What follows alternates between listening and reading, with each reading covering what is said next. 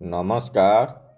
ଆପଣମାନେ ଦେଖୁଛନ୍ତି ପାଣି ବୁହା ଯନ୍ତ୍ର, ଯାହା ଯନ୍ତ୍ର ବା ତେଣ୍ଡା ଭାବରେ ପରିଚିତ। ଚାଷୀ କ୍ଷେତକୁ ଜଳସେଚନ କରିବାକୁ ଏହି ଯନ୍ତ୍ର ବା ଯନ୍ତ୍ରସଜ ବ୍ୟବହାର କରିଥାଏ।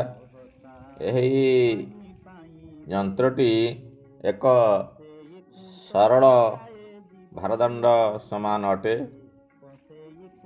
ସରଳ ଭାରଦଣ୍ଡର ତତ୍ତ୍ୱ ରହିଲା ବଳ ଏବଂ ବଳବାହୁର ଗୁଣଫଳ ତାହା ଭାର ଏବଂ ଭାରବାହୁର ଗୁଣଫଳ ସହିତ ସମାନ। ଯଦି ଦୁଇଟି ଯାକ ସନ୍ତୁଳିତ ହୁଏ ତାହେଲେ କାର୍ଯ୍ୟ ସମ୍ପାଦନ ସହଜ ହୁଏ, ଯନ୍ତ୍ରଟି ସଠିକ୍ କାମ କରେ।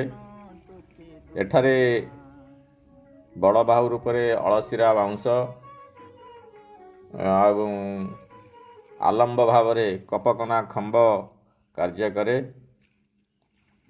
ଏବଂ କୃଷକର ଅତି ସହଯୋଗୀ ଏହି ଯନ୍ତ୍ରଟିଏ ଏବେ ଆଉ ବେଶୀ ଦେଖାଯାଉନି। ଆଧୁନିକ ଡିଜେଲ ଚାଳିତ ଯନ୍ତ୍ର ପ୍ରଭାବରେ